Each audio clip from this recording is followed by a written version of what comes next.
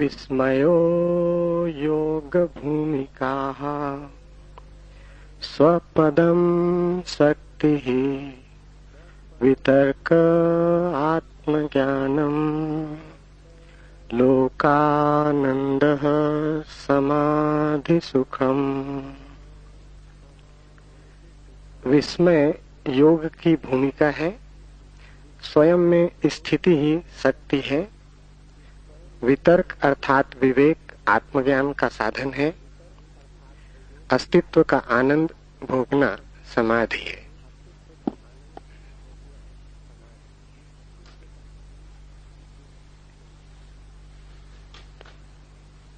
विस्मय योग की भूमिका है। इसे थोड़ा समझें।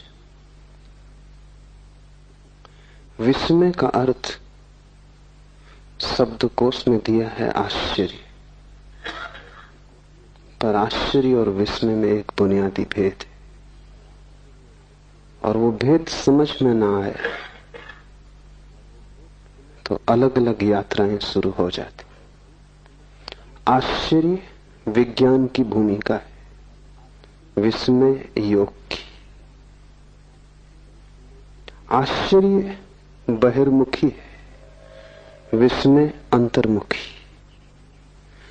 आश्चर्य दूसरे के संबंध में होता है, विस्मय स्वयं के संबंध।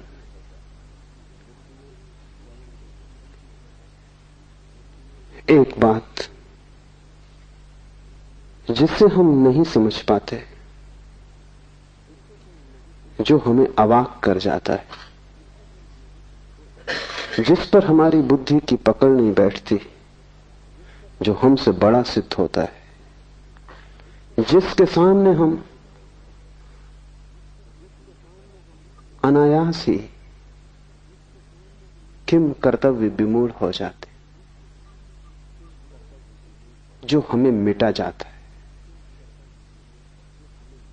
उससे विस्मय पैदा होता है। लेकिन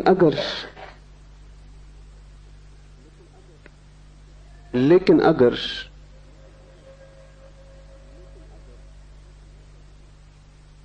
ये जो विस्मय की दशा भीतर पैदा होती है, अतर्क अचिंत्य के समक्ष खड़े होकर इस धारा को हम बहिर्मुखी कर दें, तो विज्ञान पैदा होता है।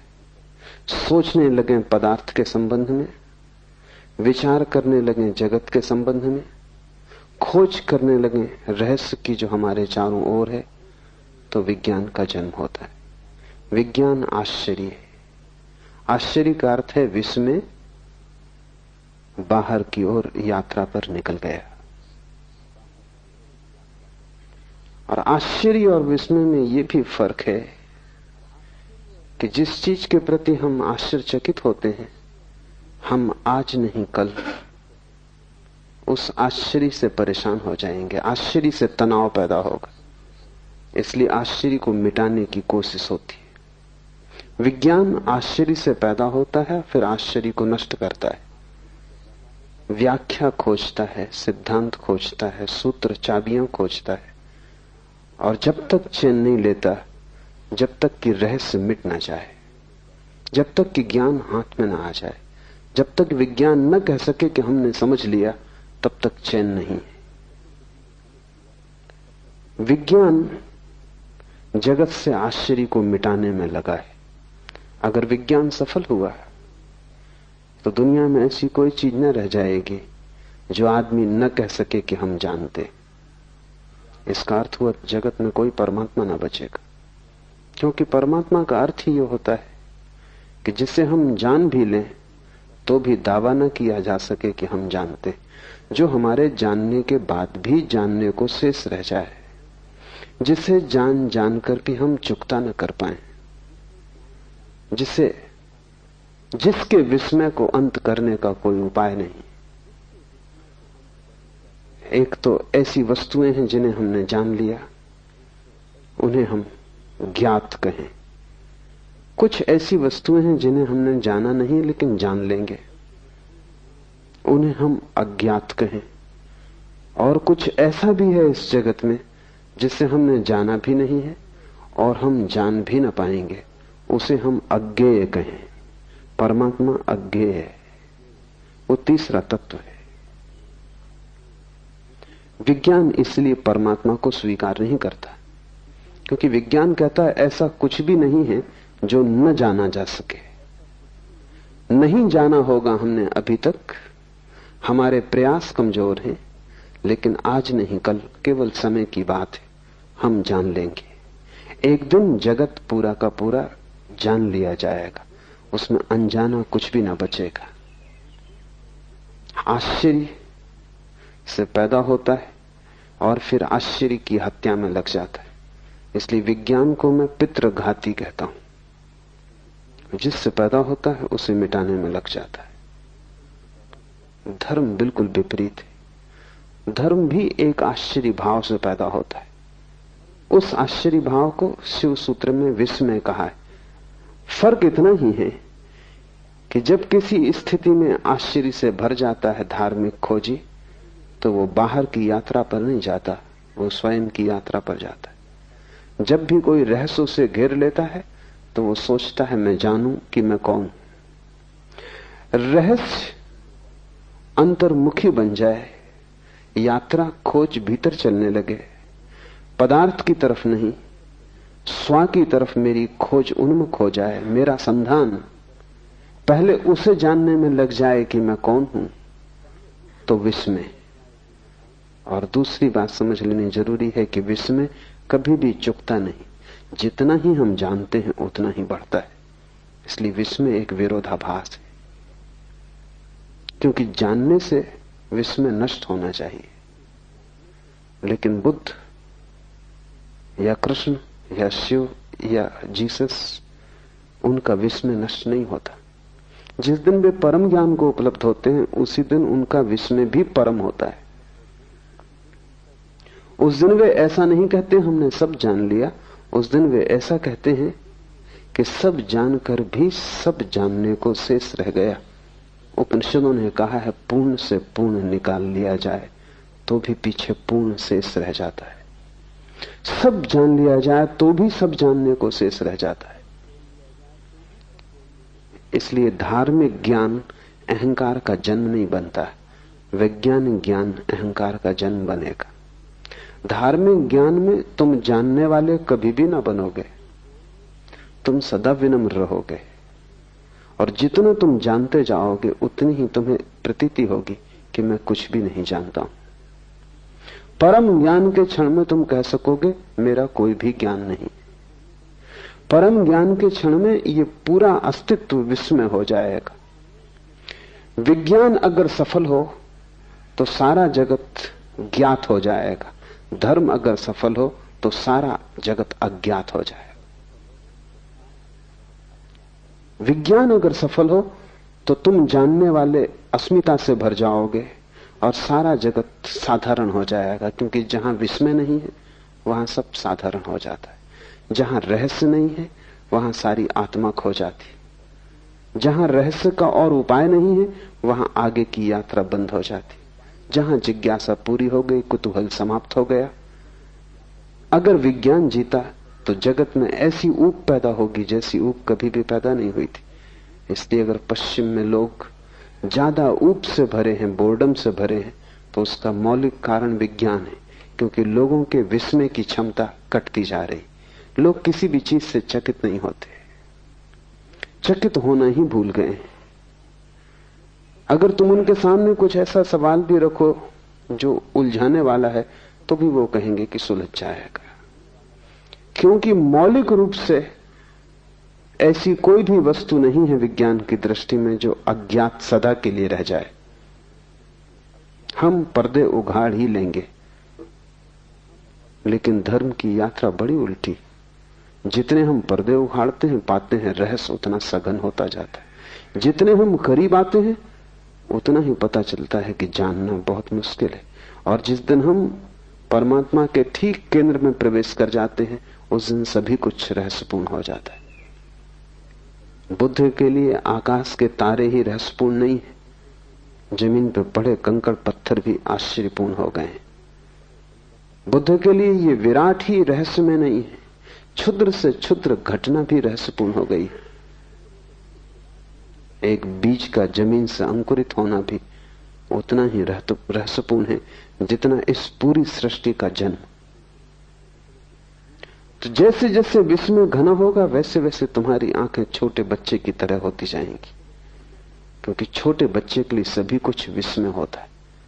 छोटे बच्चे को चलते देखो, वो रास्ते पे जा रहा, हर चीज उसे चौंकाती। एक रंगीन पत्थर उसे कोहिनूर मालूम होता है। तुम हंसते हो क्योंकि तुम ज्ञाता हो, तुम जानते हो ये रंगीन पत्थर है, पागल मत हो, ये कोहिनूर नहीं है। लेकिन छोटा बच्चा उस पत्थर को खीसे में रख लेना चाहता है। तुम कहोगे वजन मत ढो, और गंदा पत्थर है, कीचड़ में पड़ा है, फेंक इसे। लेकिन बच्चा उसे पकड़ता है क्योंकि तुम बच्चे को नहीं समझ पा रहे। बच्चे के लिए विस्मय है। ये रंगीन पत्थर किसी कोहिनूर से कम कीमती नहीं है। कीमत विस्मय की है, पत्थरों की थोड़ी कोई कीमत होती। एक तितली भी उसे इतना सम्मोहित कर लेती है जितना परमात्मा भी तुम्हें मिल जाए तो सम्मोहित नहीं करेगा। वो तितली के पीछे दौड़ना शुरू कर देता है। एक छोटे बच्चे की जैसी निर्मल दशा है, ऐसे विस्मय की परम स्थिति में, बुद्धत्व की स्थिति में किसी भी व्यक्ति की हो जाती। इसलिए जीसस ने कहा है कि जो छोटे बच्चों की तरह सरल होंगे वे ही केवल मेरे प्रभु के राज्य में प्रवेश कर सकेंगे। जीसस ने वही कहा है जो शिव इस सूत्र में कह रहे हैं, विस्मयो योग भूमिका। विस्मय योग का प्रथम चरण है। तब तो बहुत बातें ख्याल में लेनी जरूरी है। तुम्हारे पास जितना ज्ञान होगा उतनी ही योग की भूमिका मुश्किल हो जाएगी। तुम्हें जितना दम होगा कि मैं जानता हूं, उतना ही तुम योगी ना हो पाओगे। जितने शास्त्र तुम्हारे चित्त पर भारी होंगे उतना ही तुम्हारा विस्मय नष्ट हो गया। एक पंडित को पूछो परमात्मा के संबंध में तो वो ऐसे उत्तर देता है जैसे परमात्मा कोई उत्तर देने की बात हो, जैसे कि कोई उत्तर दिया जा सकता हो। पंडित को पूछो, उसके पास उत्तर रेडीमेड है। तुमने पूछा भी नहीं था, उसके पास उत्तर तैयार था। परमात्मा भी उसे अवाक नहीं करता है, उसके पास सूत्र सब निश्चित है, वो तत्क्षण समझा देता है। लेकिन बुद्ध के पास जाओ, पूछो परमात्मा के संबंध में, बुद्ध चुप रह जाते। शायद तुम यही सोच के लौट आओगे, बहुत से पंडित बुद्ध के पास से यही सोच के लौट गए कि यह आदमी चुप रह गया, इसका मतलब है इसे पता नहीं। और यह आदमी इसलिए चुप रह गया कि विस्मय तो द्वार है।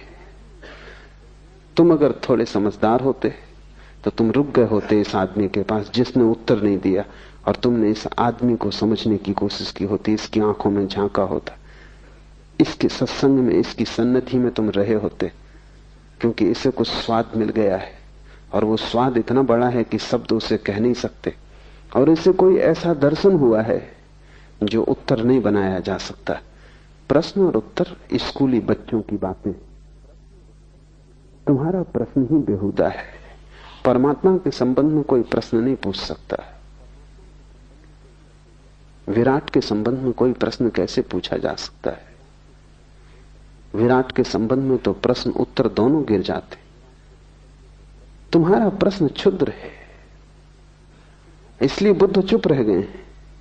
लेकिन तुम शायद ये सोच के लौटोगे कि इस आदमी को पता होता तो जवाब देता। इसने जवाब नहीं दिया, इसे पता नहीं। तुम पंडित को पहचानते हो क्योंकि तुम्हारा सिर भी शब्दों से भरा है। तुम ज्ञानी को न पहचान पाओगे क्योंकि ज्ञानी विस्मय से भरा है और तुम्हारा विस्मय नष्ट हो गया है। जगत में बड़ी से बड़ी दुर्घटना है और वो है विस्मय का नष्ट हो जाना। जिस दिन तुम्हारा विस्मय नष्ट होता है उसी दिन तुम्हारे छुटकारे का उपाय मुश्किल हो गया। जिस दिन तुम्हारा विस्मय नष्ट हुआ उसी दिन तुम्हारा बाल हृदय मर गया, जड़ हो गया, तुम बूढ़े हो गए। क्या अब भी तुम चौंकते हो? क्या जीवन तुम्हें प्रश्न बनता है? क्या चारों तरफ से पक्षियों की आवाजें, झरनों का शोरगुल, हवाओं का वृक्षों से गुजरना, तुम्हारे लिए किसी पुलक से भर जाता है, तुम आह्लादित हो जाते हो, तुम जीवन को चारों तरफ देखकर अवाक होते हो? नहीं, क्योंकि तुम्हें सब पता है कि पक्षियों की आवाज है, ये शोरगुल हवाओं का वृक्षों में। तुम्हारे पास हर चीज के उत्तर हैं। उत्तरों ने तुम्हें मार डाला है, तुम ज्ञान के पहले ज्ञानी हो गए हो।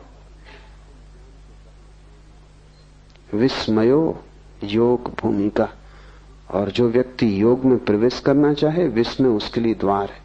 अपने बचपन को वापस लौटाओ, फिर से पूछो, फिर से कुतूहल करो, फिर से जिज्ञासा जगाओ, तो तुम्हारे भीतर जहां जहां जीवन के स्रोत सूख गए हैं फिर हरे हो जाएंगे। जहां जहां पत्थर अड़ गए हैं वहां वहां झरना फिर प्रकट हो जाएगा। तुम फिर से आंख खोलो और चारों तरफ देखो, सब उत्तर झूठे हैं, क्योंकि सब तुम्हारे उत्तर उधार हैं। तुमने खुद कुछ भी नहीं जाना है, लेकिन तुम उधार ज्ञान से ऐसे भर गए हो कि तुम्हें प्रतीति होती है कि मैंने जान लिया। विस्मय को जगाओ। तुम्हारे आसन प्राणायाम से कुछ भी ना होगा जब तक विस्मय ना जग जाए, क्योंकि आसन प्राणायाम सब शरीर के हैं।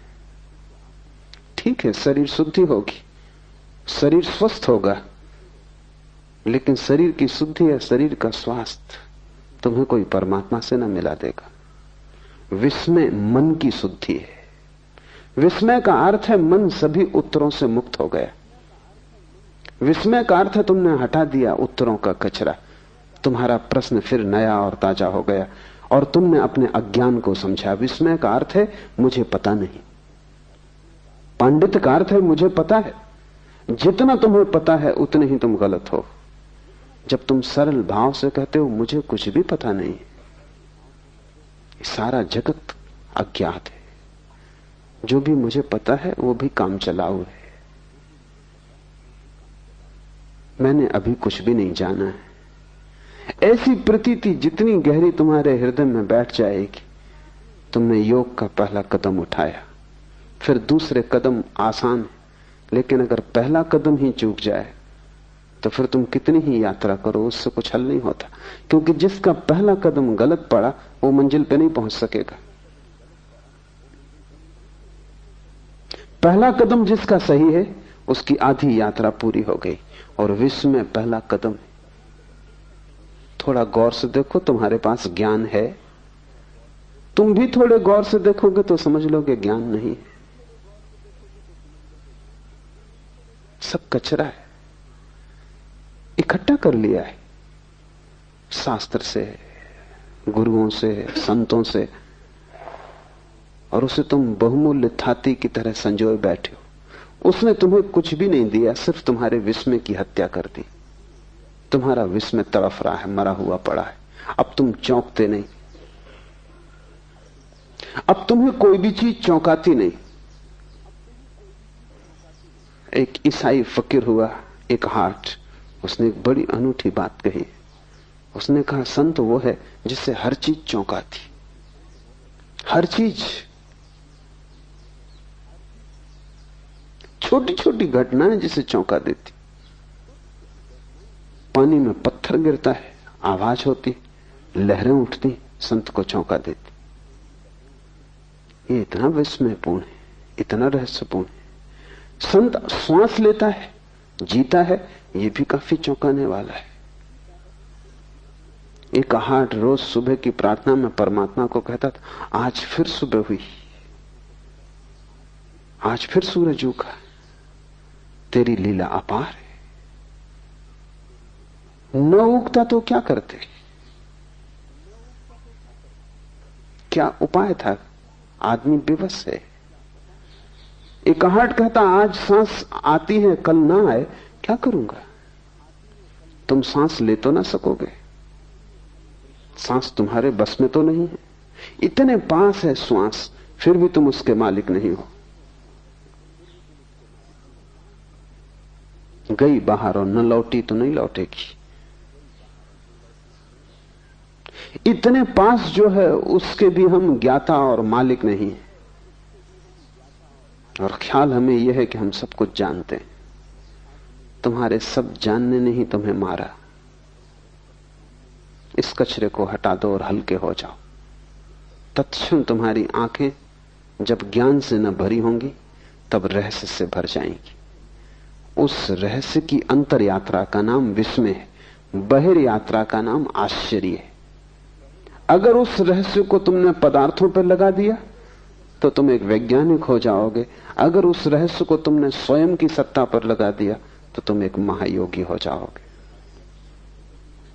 और दोनों के परिणाम भिन्न होंगे, क्योंकि आश्चर्य हिंसात्मक है, विस्मय अहिंसात्मक है। आश्चर्य जिस तरफ लग जाता है उसी को तोड़ने लगता है, विश्लेषण करता है, क्योंकि आश्चर्य में एक बेचैनी है, विस्मय में एक रस है। इस फर्क को भी ठीक से समझ लो। शब्दकोश में वो नहीं लिखा हुआ है, लिखा भी नहीं जा सकता, क्योंकि शब्दकोश बनाने वाले को कोई विस्मय का पता भी नहीं। आश्चर्य हिंसात्मक है, आक्रामक है। तुम जिस चीज के प्रति आश्चर्य से भरते हो एक तनाव पैदा हो जाता है। उस तनाव को हल करना ही पड़ेगा।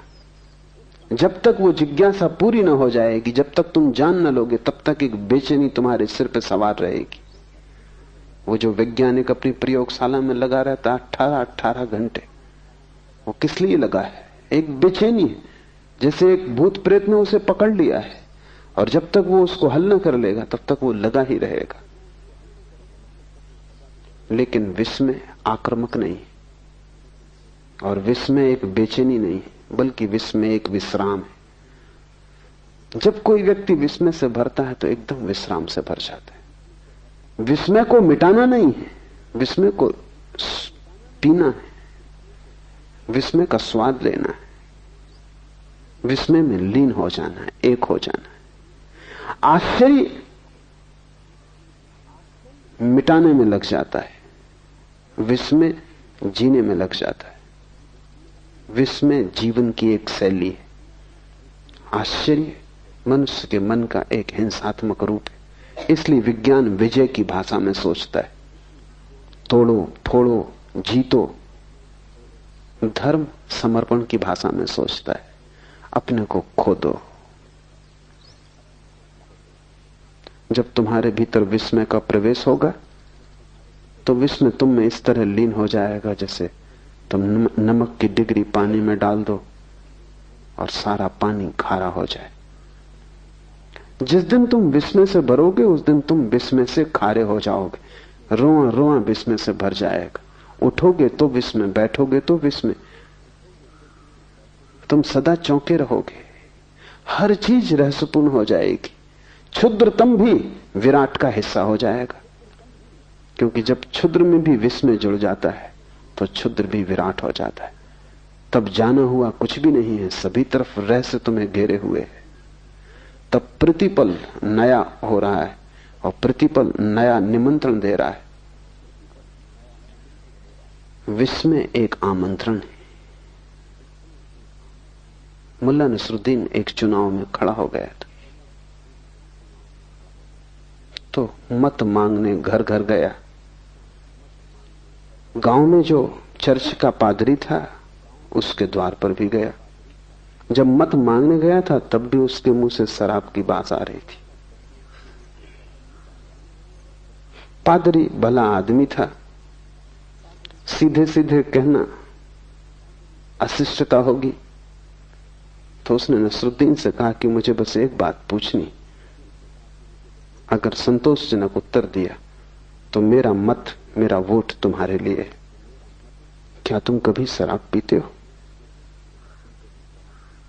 पूछने का इसमें कुछ भी नहीं था, शराब वो पिए ही हुए था। नसरुद्दीन चौंका और उसने कहा कि इसके पहले कि मैं जवाब दूं, एक सवाल मुझे भी पूछना। ये जांच पड़ताल है या आमंत्रण?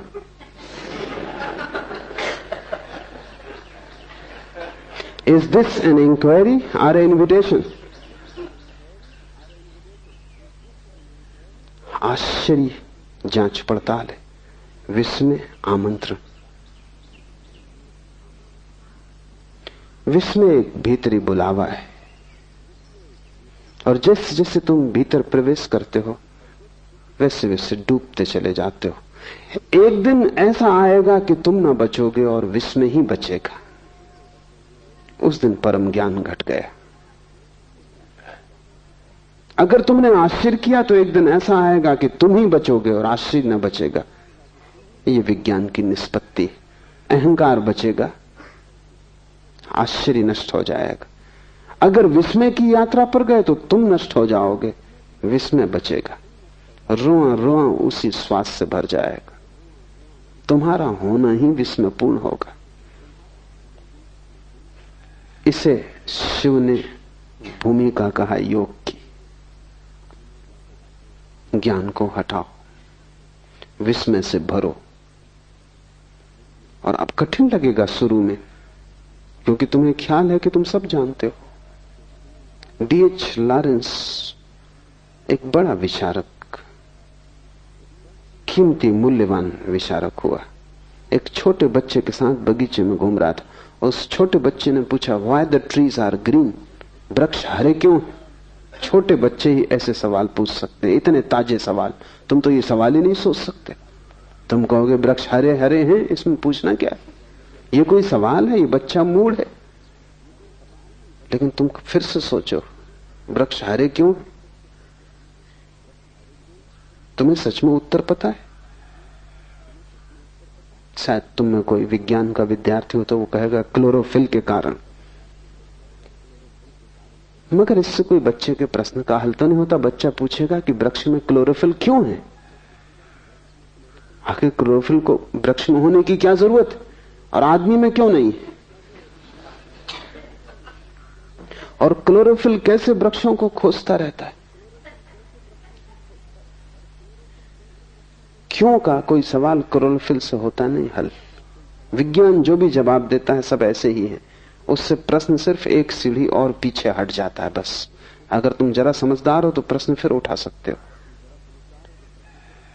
विज्ञान के पास क्यों का कोई उत्तर नहीं है। इसलिए विज्ञान विस्मय को नष्ट कर नहीं सकता, सिर्फ भ्रम पैदा करता है नष्ट करने का। लेकिन D.H. लॉरेंस कोई वैज्ञानिक नहीं था, वो एक कवि था, एक उपन्यासकार था। उसके पास संचेतना थी सौंदर्य की। वो खड़ा हो गया, वो सोचने लगा। उसने बच्चे से कहा कि मौका दो, क्योंकि मुझे खुद ही पता नहीं। तुम्हारे बच्चे ने भी तुमसे कई बार ऐसे सवाल किए होंगे। तुमने कभी कहा कि मुझे पता नहीं? उससे अहंकार को चोट लगेगी। हर बाप सोचता उसे पता है। बच्चा पूछता, बाप जवाब देता है। इन्हीं जवाबों के कारण बाप प्रतिष्ठा खोता है बाद में, क्योंकि बच्चे को एक न दिन पता चल जाता है कि पता तुम्हें कुछ भी न था। तुम नाहक ही जवाब देते रहे। जैसा अज्ञानी मैं हूं वैसे ही तुम हो। तुम्हारी उम्र ज्यादा थी, तुम्हारा अज्ञान जरा पुराना था, बस इतनी ही बात थी।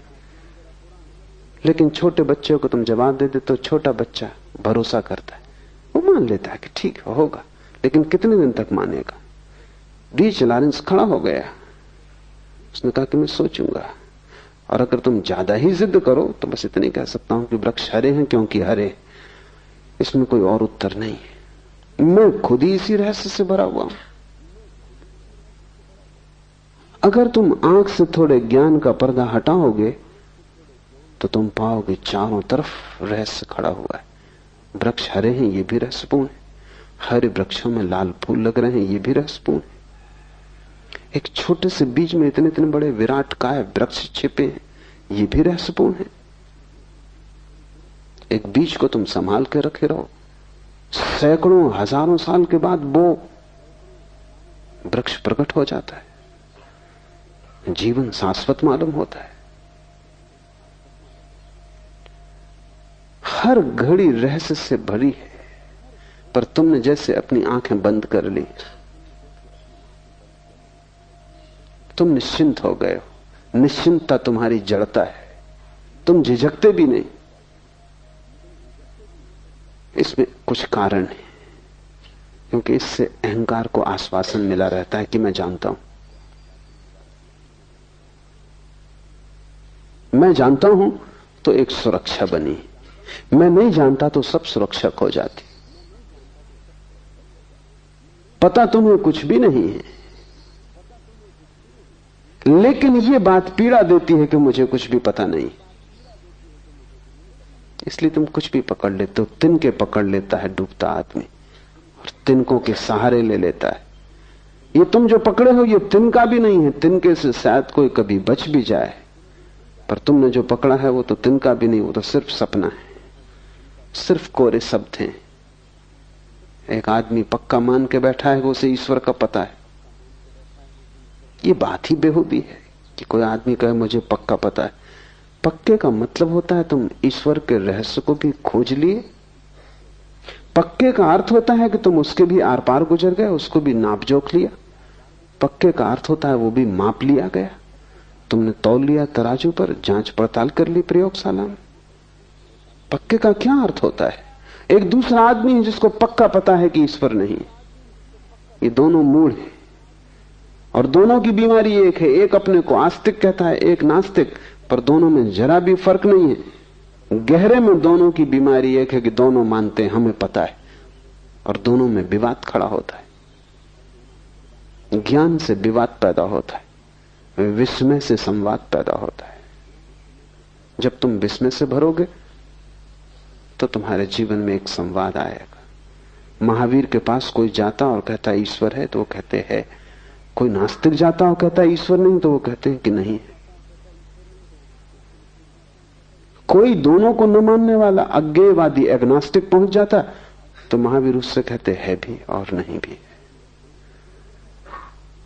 बड़ी कठिन बात हो गई, क्योंकि हम चाहेंगे उत्तर साफ दो, सीधे दो, चाहे गलत हो लेकिन साफ चाहिए।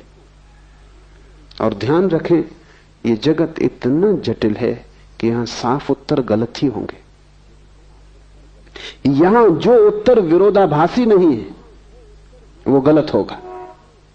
यहां जो उत्तर अपने से विपरीत को भी समा लेता है वही सही होगा, क्योंकि जगत अपने से विपरीत को समाये हुए है। यहां जन्म भी है और मृत्यु भी है। यहां साफ सुथरा रास्ता नहीं है, यहां अंधेरा भी है और प्रकाश भी है, यहां शुभ भी है अशुभ भी है। यहां दोनों साथ साथ जी रहे हैं। यहां पापी और पुण्यात्मा अलग अलग नहीं है, दोनों साथ जी रहे हैं। दोनों एक ही सिक्के के दो पहलू हैं। परमात्मा दोनों को अपने में समाये हुए। अस्तित्व बड़ा है, वो कोई तर्क की कसौटी पर कटा हुआ नहीं है, अतर्क है। वहां दोनों एक दूसरे में मिले हुए। ऐसा हुआ कि जुन्नैद ने एक रात प्रार्थना की परमात्मा से कि मैं जानना चाहता हूं इस गांव में कोई ऐसा आदमी है जो महापापी हो, क्योंकि उसको देखकर, उसको समझ के मैं पाप से बचने की कोशिश करूंगा। मेरे पास मापदंड हो जाएगा कि ये महापापी, इस जीवन से बचना। आवाज आई कि तेरा पड़ोसी। हैरान हुआ जुन्नैद। उसने कभी सोचा भी न था कि उसका पड़ोसी और महापापी साधारण आदमी था, काम धंधा करता था, दुकान चलाता था। महापापी का तो उसने सोचा भी न था। उसका तो ख्याल था कि महापापी होगा कोई रावण, महापापी कोई होगा कोई महादुष्ट शैतान। ये आदमी दुकान चलाता है, बाल बच्चे पालता है। बड़ी उलझन में पड़ गया। ये तो साधारण आदमी था, इसको तो महापापी कोई भी नहीं कहेगा। दूसरी रात उसने फिर प्रार्थना की कि ठीक, तू जो कहे ठीक। अब मुझे एक और मापदंड चाहिए कि इस गांव में जो सबसे बड़ा महात्मा हो, पुण्यात्मा हो, उसकी मुझे खबर दे दे। परमात्मा ने कहा कि वही आदमी वो जो तेरे पड़ोस में। जुन्नैद ने कहा तू मुझे मुश्किल में डाल रहा है, मैं वैसे ही काफी मुश्किल में हूं। दिन भर उस आदमी को देखता रहा, ऐसा कुछ महापाप नहीं देखा, और अब और झंझट खड़ी हो गई। पुण्यात्मा भी वही है। तो आवाज आई, मेरी दुनिया में दोनों जुड़े, सिर्फ बुद्धि तोड़ के चीजों को देखती है। यहां बड़े से बड़े संत के पीछे भी छाया पड़ती, यहां बड़े से बड़े पापी के चेहरे पर भी रोशनी है। इसीलिए तो यह संभव होता है कि पापी चाहे तो संत हो जाए, संत चाहे तो पापी हो जाए। इतनी आसानी से बदलाहट इसलिए तो संभव है कि दोनों छिपे हैं एक में ही।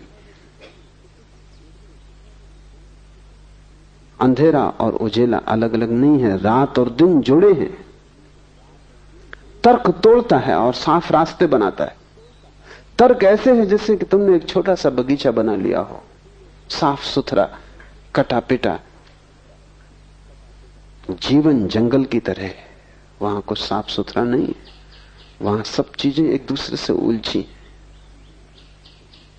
जो जीवन को समझने चला है उसे साफ कटे कटाए उत्तरों से बचने की क्षमता चाहिए। उनको पकड़ लेने में सुरक्षा है, क्योंकि तुम्हें आश्वासन हो जाता है कि ठीक मुझे पता है।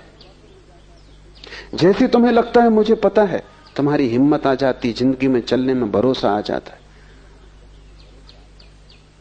इसलिए तुम डरते हो ज्ञान छोड़ने से, इसलिए बड़ी पीड़ा होती। तुमसे कोई धन छीन ले इतनी मुसीबत नहीं, फिर कमा लेंगे। और धन तो मिट्टी थी, तुम जानते ही थे। तुमसे कोई पद छीन ले कोई बड़ी चिंता की बात नहीं है, तुम खुद भी त्याग सकते हो। लेकिन ज्ञान तो इधर मैं देखता हूं एक अनूठी घटना घटती। एक आदमी समाज छोड़ देता है, गांव छोड़ देता है, घर छोड़ देता है, पत्नी परिवार छोड़ देता है। लेकिन अगर वो जैन था तो हिमालय पे भी जैन रहता है, हिंदू था तो हिंदू रहता है, मुसलमान था तो मुसलमान रहता है। जिस समाज को छोड़ के भाग आया उसी ने ये मुसलमान होना दिया था, उसी ने ये ज्ञान दिया था कि तुम मुसलमान हो। ये कुरान सच्ची किताब, सब किताबें बाकी गलत। सबको छोड़ आया लेकिन ज्ञान को बचा के आ जाता है हिमालय पर भी। कुछ भी नहीं बदला इस आदमी की जिंदगी में, क्योंकि ज्ञान का भरोसा ऐसे यहां भी है। ज्ञान तुम छोड़ दो और जहां तुम खड़े हो वहीं हिमालय आ जाएगा। हिमालय का अर्थ ही इतना है कि जहां सब रहस्यपूर्ण है, जहां उतुंग शिखर है जिन्हें तुम छू ना सकोगे, और जहां अनंत खाइयां हैं जिनमें तुम उतर ना सकोगे, जो हमारे सभी पैमानों से बड़ा है। विस्मय का अर्थ है जहां तुम्हारी बुद्धि व्यर्थ हो जाती, जहां तुम्हारा अहंकार असमर्थ हो जाता है, जहां तुम एकदम असहाय हो जाते हो। तुम रो सकते हो वहां, हंस सकते हो वहां, लेकिन बोल नहीं सकते। कहा जाता है कि मूसा जब सिनाई के पर्वत पर गए तो रोए भी, हंसे भी, पर बोले नहीं। पीछे लौट के जब उनके शिष्यों ने पूछा कि ये क्या हुआ, परमात्मा सामने मौजूद था और परमात्मा ने खुद कहा, मोसेस जूते बाहर उतार के आ, क्योंकि पवित्र भूमि है, यहां मैं मौजूद हूं। तो तुमने जूते उतारे, तुम रोए भी, तुम हंसे भी, बोले क्यों नहीं? ये मौका क्यों छोड़ दिया? जो भी पूछने जैसा था पूछ लेना था। एक कुंजी तो मांग ही लेनी थी जिससे सभी ताले खुल जाते। मोसेस ने कहा जब वो सामने था तब बुद्धि खो गई, तब हृदय ही बचा। खुशी में रोया भी, खुशी में हंसा भी। और ये मजा है जिंदगी का कि खुशी में तुम रो भी सकते हो और हंस भी सकते हो। इसलिए ये मत सोचना कि जो रोता है वो दुख में ही रोता है, वो तर्क का हिसाब है। जिंदगी तर्क को मानती नहीं। सब तर्क की सीमाओं को तोड़ के जिंदगी की नदी बाढ़ की तरह बहती। आदमी खुशी में रो भी सकता है, तब उसके आंसुओं का गुणधर्म बदल जाता है, तब उसके आंसुओं में आनंद की झलक होती। हंस भी सकता है। ये विपरीत एक को ही प्रकट करने वाले बन सकते हैं, यही जीवन का रहस्य है। तो मोसेस ने कहा हृदय ही बचा, मेरी बुद्धि तो खो गई। जहां मैंने जूते छोड़े लगता है वहीं सिर भी छूट गए।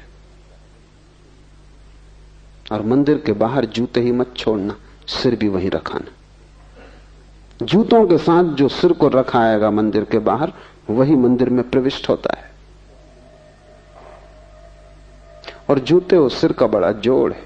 इसलिए जब तुम किसी से गुस्से में आ जाते हो तो जूता उसके सिर में मारते। साधु अपना ही जूता अपने सिर में मार लेता है। ये दो छोर हैं, ये दो अतियां हैं। एक तरफ जूते हैं, एक तरफ सिर है। दोनों के मध्य में तुम हो।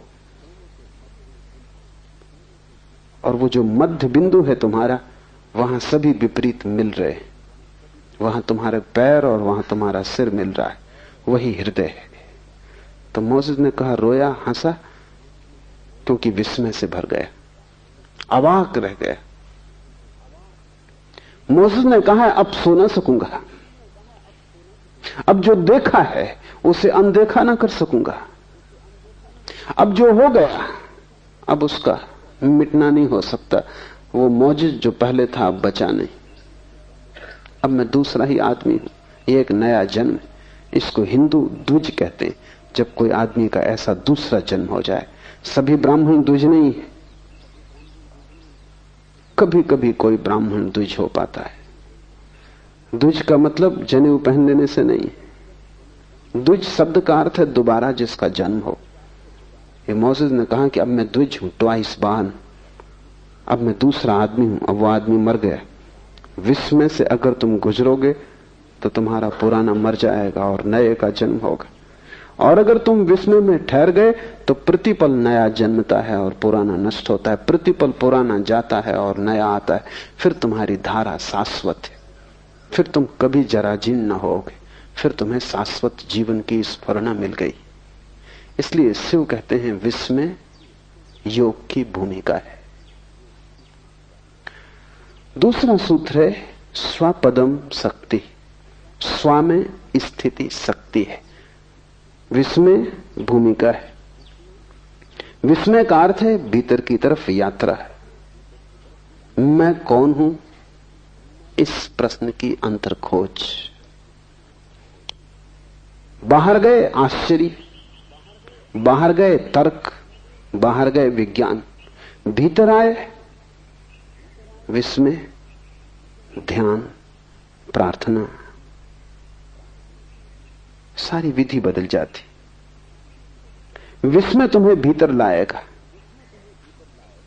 क्योंकि जब सारा जगत रहस्यपूर्ण मालूम पड़ेगा तब एक ही प्रश्न महत्वपूर्ण रह जाएगा कि मैं कौन हूं। यह विस्मय का मौलिक आधार है कि मैं कौन हूं। और जब तक मैं इस मैं को ही न जान लूं तब तक मैं जिसे जानने चला हूं वो यात्रा हो नहीं सकती। कैसे मैं जानूंगा इन वृक्षों को, कैसे मैं जानूंगा तुम्हें, कैसे जानूंगा पर को, जब मैं ही अभी अज्ञात और अज्ञान में हूं, जब मुझे मेरा ही पता नहीं। इसलिए मैं कौन हूं ये महामंत्र है। और जल्दी उत्तर मत देना, क्योंकि तुम्हारे पास उत्तर तैयार है। तो मैं कौन हूं तुम भीतर से कहते हो, मैं आत्मा हूं, ये उत्तर काम ना आएगा। ये तो तुम्हें पता ही है, इससे तुम्हारी जिंदगी बदली नहीं। ज्ञान आग है, वो तुम्हें जला देगा। जब तुम कहते हो मैं कौन हूं और भीतर से आवाज आती, वो भीतर की आवाज नहीं है, वो तुम्हारा सिर बोल रहा है। सिर में छिपे शास्त्र बोल रहे हैं, स्मृति बोल रही है। जब तुम कहते हो मैं आत्मा हूं तो ये 2 कौड़ी का है, इसका कोई मूल्य नहीं, क्योंकि इससे तुम बदले नहीं। ये आग नहीं है, ये राख है। इसमें कभी अंगारा रहा होगा, किसी ऋषि को इसमें अंगारा रहा होगा, तुम्हारे लिए तो ये सिर्फ राख है। जिस लिए अंगारा रहा वो तो खो गया इस जगत से, तुम राख को ढो रहे हो।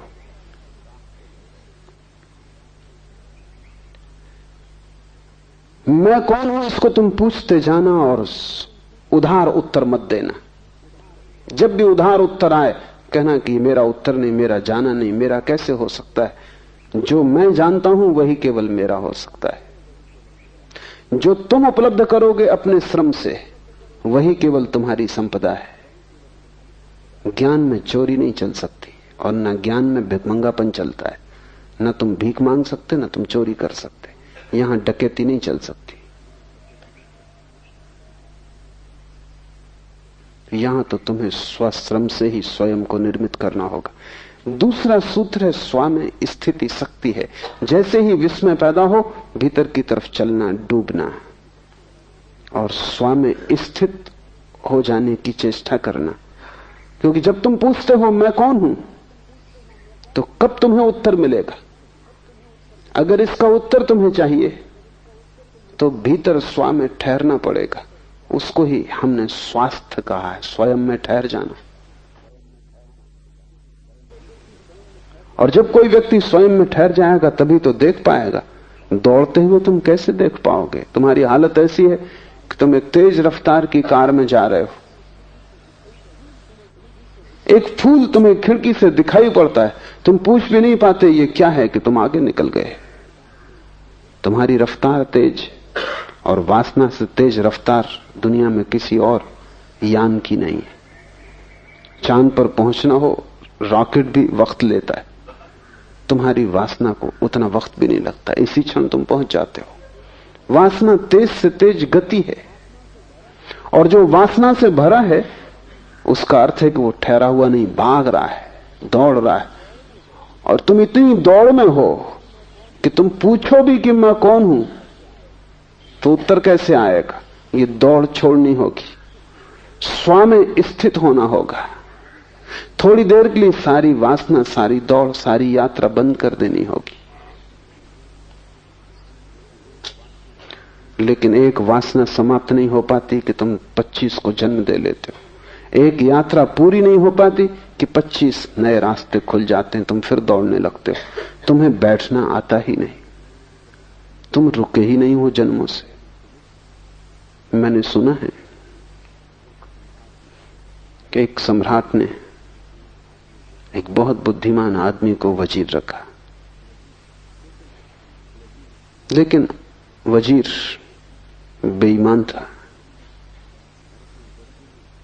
और उसने जल्दी ही साम्राज्य के खजाने से लाखों करोड़ों रुपए उड़ा दिए।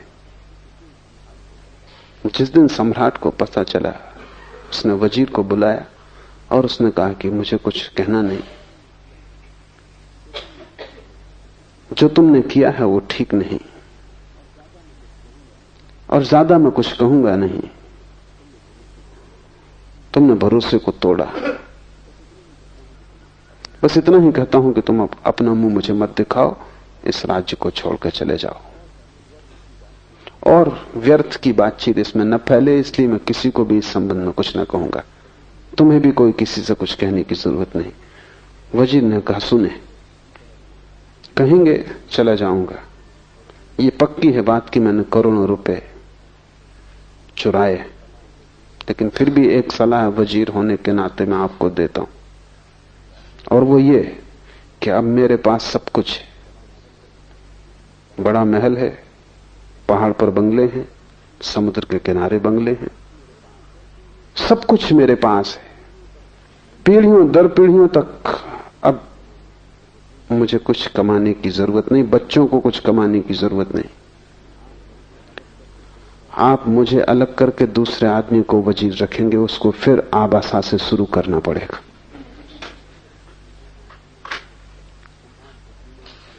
सम्राट बुद्धिमान था, उसकी बात समझ में आ गई।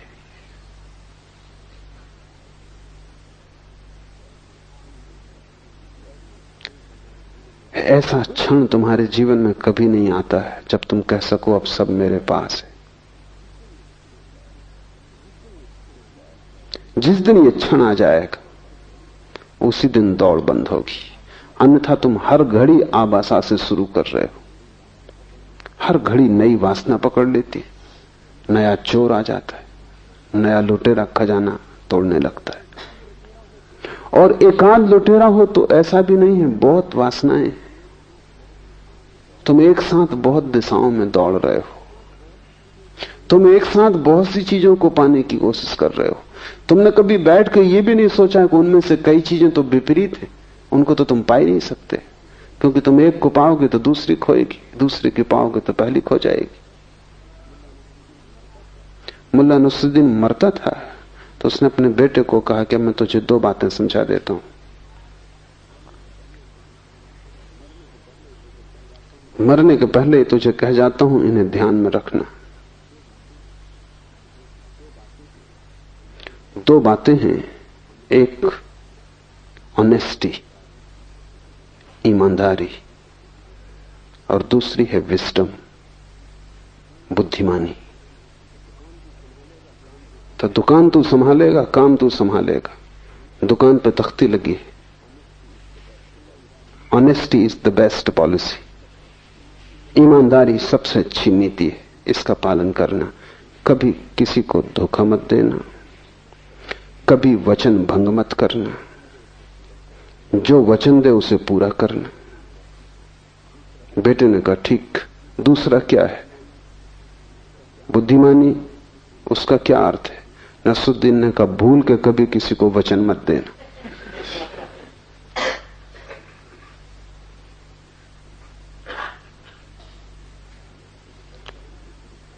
बस ऐसा ही विपरीत बटा हुआ जीवन है। ईमानदारी भी और बुद्धिमानी भी दोनों संभालने की कोशिश है। वचन पूरा करना ईमानदारी का लक्ष्य, वचन कभी मत देना बुद्धिमानी का लक्ष्य।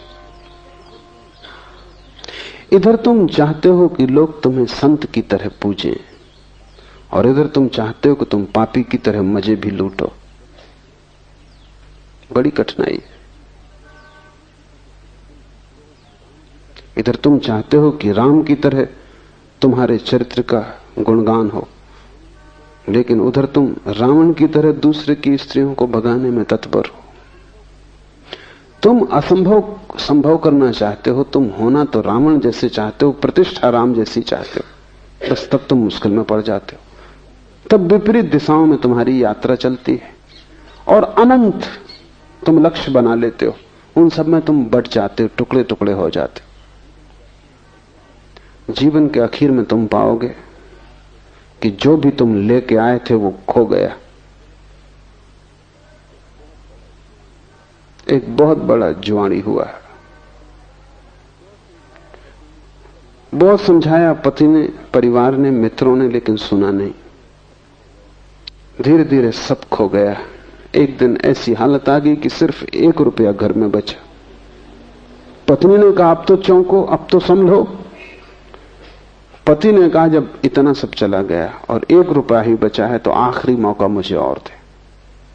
कौन जाने 1 रुपये से भाग्य खुल जाए। जुआड़ी सदा ऐसा ही सोचता है। और फिर उसने कहा कि जब लाखों चले गए और अब 1 ही बचा, अब 1 के लिए क्या रोना धोना, और 1 रुपये चल ही जाएगा, कोई बचने वाला नहीं, लगा लेने दांव पे इस पे भी।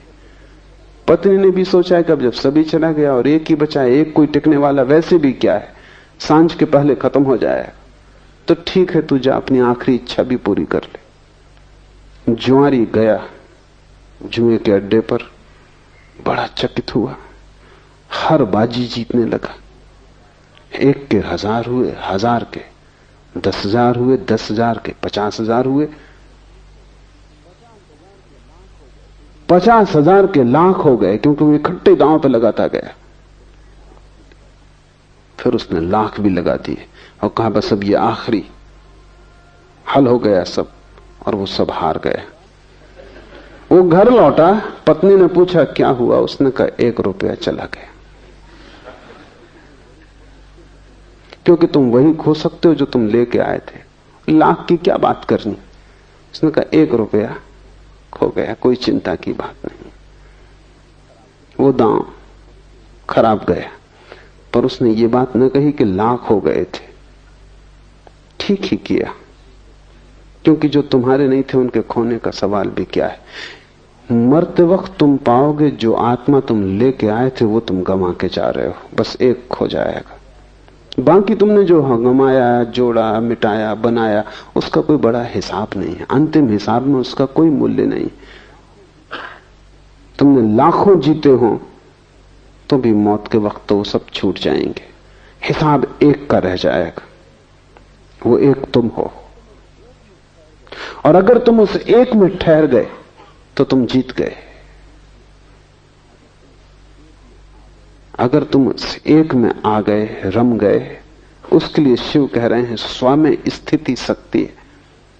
तुम दुर्बल हो, दीन हो, दुखी हो, उसका कारण ही नहीं कि तुम्हारे पास रुपए कम है, मकान नहीं है, धन दौलत नहीं है। तुम दीन हो, दुखी हो, क्योंकि तुम स्वयं में नहीं हो। स्वयं में होना ऊर्जा का स्रोत है। वहां ठहरते ही व्यक्ति महा ऊर्जा से भर जाता है।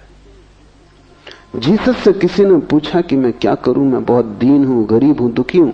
जीसस ने कहा तू कुछ और मत कर, पहले परमात्मा के राज्य को खोज ले, से सब अपने आप पीछे चला आएगा। 1 को खोज लेने से सब पीछे चला आता है, और 1 को गंवा देने से सब गंवा दिया जाता है। वो 1 तुम हो, और वही तुम्हारी संपदा है, क्योंकि उसी को लेके तुम आए हो। और आखिरी हिसाब में यही पूछा जाएगा कि जो तुम लेके आए थे उसे बचा सके या उसको भी गंवा दिया। स्व में स्थिति शक्ति है, स्वपदम शक्ति। अपने में ठहर जाना, महाशक्तिवान हो जाना। महाशक्तिवान तो तुम हो, लेकिन तुम ऐसे हो जैसे कि किसी बाल्टी में 1000 छेद हो और कोई कुएं से पानी भर रहा हो। पानी भरता हुआ दिखाई पड़ता हर बार, क्योंकि जब तक बाल्टी पानी में डूबी रहती बिल्कुल भरी रहती। जैसे ही बाल्टी पानी से ऊपर उठती तुम खींचना शुरू करते हो कि 1000 मार्गों से पानी गिरना शुरू हो जाता। जब तक बाल्टी ऊपर आती तब तक उसमें कुछ भी नहीं बचता। 1000 वासनाएं तुम्हारे 1000 छेद हैं, उनसे तुम्हारी ऊर्जा खोती है। जब तक तुम सपना देखते हो तब तक बाल्टी भरी है, जब तक तुम कामना करते हो तब तक बाल्टी भरी है। जैसे ही कामना को कृत्य में लाते हो, जैसे ही खींचना शुरू करते हो कुएं से बाल्टी को, जैसे ही सपने को सत्य बनाने की कोशिश करते हो, ऊर्जा खोनी शुरू हो जाती। हाथ आते तक बाल्टी हाथ आ जाती है, 1000 छेद हाथ में आ जाते हैं, पानी की एक बूंद नहीं आती, प्यास उतनी की उतनी रह जाती। हर बार जब खींचते हो बड़ा शोरगुल मचता है कुएं में और लगता है पानी चला आ रहा है, तूफान आ रहा है, हाथ कुछ भी नहीं आता। हर बार तुम खाली हाथ लौटते हो, लेकिन वासना बड़ी अद्भुत है। एक मछली मार को कोई राहगीर पूछता था कितनी मछलियां पकड़ी। सांझ होने के करीब थी, सुबह से बैठा था बंसी को डाले। ये राहगीर कई बार वहां से निकला और देख गया था, आखिर उससे न रहा गया। उसने पूछा कितनी पकड़ी। उस मच्छी मार ने कहा जिस एक को मैं पकड़ने की अभी कोशिश कर रहा हूं ये, और अगर 2 और पकड़नी तो 3 होंगी। अभी पकड़ी एक भी नहीं है,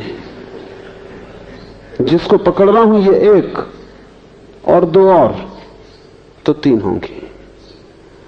तुम हमेशा इस मच्छी मार की हालत में हो, जिसको पकड़ रहे हो ये 1 और 2 अभी सपने में है, और ये भी अभी सत्य नहीं हुई है, और हिसाब 3 का है, और तुम बड़े प्रसन्न हो रहे हो।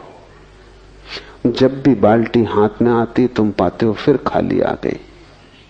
और ध्यान रहे जितनी बार तुम डालते हो कुएं में, छेद उतने बड़े होते जाते हैं। इसलिए बच्चे प्रसन्न मालूम होते हैं, बूढ़े बिल्कुल उदास मालूम होते हैं, उनकी बाल्टी छेद ही छेद हो गई। कितनी बार डाल चुके, निकाल चुके, सब छेद बड़े हो गए, लेकिन फिर भी पुरानी आशा मरती नहीं। कभी तो भरी हुई आ जाएगी, क्योंकि भरी हुई दिखाई पड़ती है, फिर पानी गिरता हुआ भी दिखाई पड़ता है। शक्ति तो तुम्हारे पास है परमात्मा की, लेकिन मन तुम्हारे पास छेद वाली बाल्टी की तरह है। स्वपदम शक्ति का अर्थ है जब तुम वासनाओं में न दौड़ोगे। एक वासना गिरी, एक छेद बंद हुआ, वासनाएं गिर गई, सारे छेद खो गए। और तब तुम्हें किसी और कुएं में बाल्टी डालने की जरूरत नहीं, तुम खुद ही कुआं हो। बड़ी है ऊर्जा तुम्हारे पास, सिर्फ तुम्हारी व्यर्थ खोती शक्ति बच जाए तो तुम महा ऊर्जा लेकर पैदा हुए हो। तुम्हें कुछ पाना नहीं है, जो भी पाने योग्य है वो तुम्हारे पास है, सिर्फ उसे खोने से बचना है। परमात्मा को पाने का सवाल नहीं, सिर्फ खोने से बचना है। वो तुम्हें मिला ही हुआ है, कैसे तुम खो देते हो यही बड़ी से बड़ी रहस्य की घटना है जगत में। तीसरा सूत्र है वितर्क, अर्थात विवेक से आत्मज्ञान होता है। एक एक सूत्र कुंजी की तरह है। पहला विस्मय, विस्मय मोड़ेगा स्वयं की तरफ। दूसरा स्वयं में ठहरना, ताकि तुम महा ऊर्जा को उपलब्ध हो जाओ। लेकिन कैसे तुम स्वयं में ठहरोगे उसकी कुंजी तीसरे सूत्र में है, विवेक। वितर्क आत्मज्ञानम, ये वितर्क शब्द समझ लेना जैसा है। तर्क तो हम जानते हैं, तर्क विज्ञान के हाथ है, वो आश्चर्य को काटने की तलवार है। तर्क काटता है, विश्लेषण करता है, तर्क बाहर जाता है। वितर्क भीतर जाता है, वो काटता नहीं, जोड़ता है। तर्क विश्लेषण है, एनालिसिस। वितर्क संश्लेषण, सिंथेसिस। फरीद हुआ एक फकीर, एक भक्त उसके पास एक सोने की कैंची ले आया, बड़ी बहुमूल्य थी, हीरे जवाहरात लगे थे, और उसने कहा कि मेरे परिवार में चली आ रही सदियों से, करोड़ों का दाम है इसका, मैं इसका क्या करूं, आपके चरणों में रख जाता हूं। फरीद ने कहा तू इसे वापस ले जा, अगर तुझे कुछ भेंट ही करना हो तो एक सुई डोरा ले आना, क्योंकि हम तोड़ने वाले नहीं, जोड़ने वाले। कैंची काटती, अगर भेंट ही करना हो एक सुई डोरा ले आना। तर्क कैंची की तरह काटता है। हिंदुओं में गणेश तर्क के देवता हैं, इसलिए चूहे पर बैठे, चूहे यानी कैंची, वो काटता है। चूहा जीवित कैंची है, वो काटते रहता है। गणेश उस पर बैठे, वो तर्क के देवता हैं। और हिंदुओं ने खूब मजाक किया गणेश का। उन्हें देख के अगर तुम्हें हंसी ना आए तो हैरानी की बात है। आती नहीं तुम्हें, क्योंकि तुम उनसे भी आश्वस्त हो गए कि वो ऐसे हैं, अन्यथा वो हंसी योग्य है। गणेश के शरीर को ठीक से देखो, वो सब ढंग से बेढंगा है। सिर भी अपना नहीं है, वो भी उधार है। तार्किक के पास सिर उधार होता है, बहुत बड़ा है, हाथी का है, लेकिन अपना नहीं है। उधार सिर हाथी का भी हो तो किसी काम का नहीं, वो तुम्हें सिर्फ कुरूप करेगा। भारी भरकम शरीर है, चूहे पर सवार है। ये भारी भरकम शरीर देखने का ही है, सवारी तो चूहे की है। कितना ही बड़ा पंडित हो, लेकिन सवारी चूहे की है, वो कैंची, तर्क। फरीद ने ठीक कहा कि अगर भेंट करनी हो तो एक सुई धागा दे जाना, क्योंकि हम जोड़ते। वितर्क जोड़ने की कला है। वितर्क शब्द का अर्थ होता है विशेष तर्क।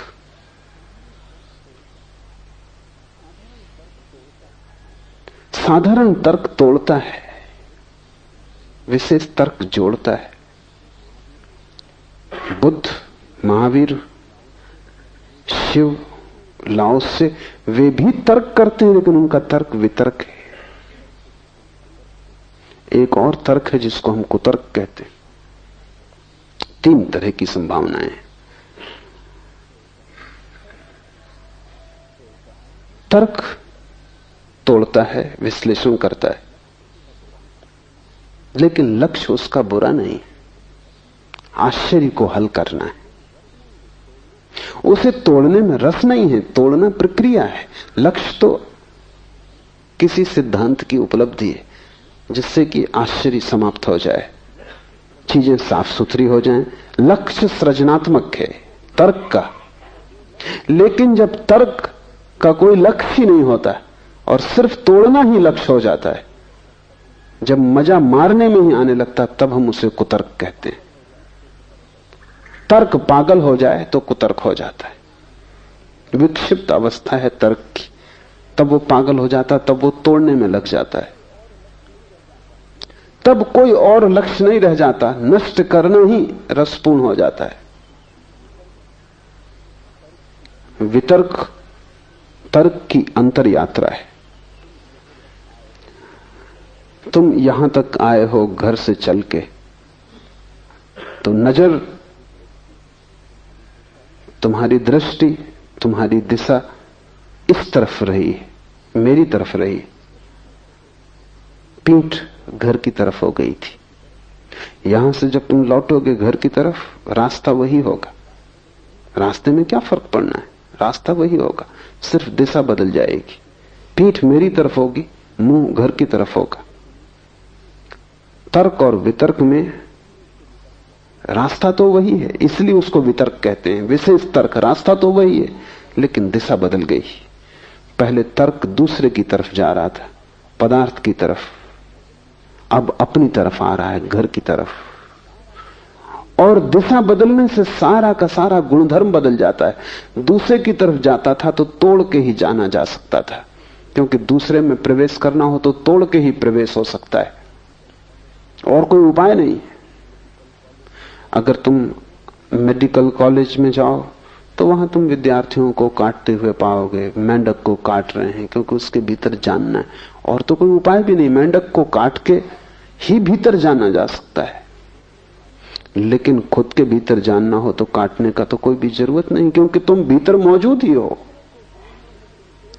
दूसरे को जानना हो तो तोड़ के जानना पड़ेगा, मार के जानना पड़ेगा, क्योंकि उसके भीतर प्रवेश का और कोई रास्ता नहीं। स्वयं को जानना हो तो तोड़ने और मारने का कोई सवाल नहीं, वहां तो तुम मौजूद ही हो। स्वयं को जानना हो तो सिर्फ आंख बंद कर लेनी काफी है। आंख बंद करने का नाम ध्यान है। बाहर से ध्यान हट जाए, भीतर चलने लगे तो तर्क वितर्क हो जाता है।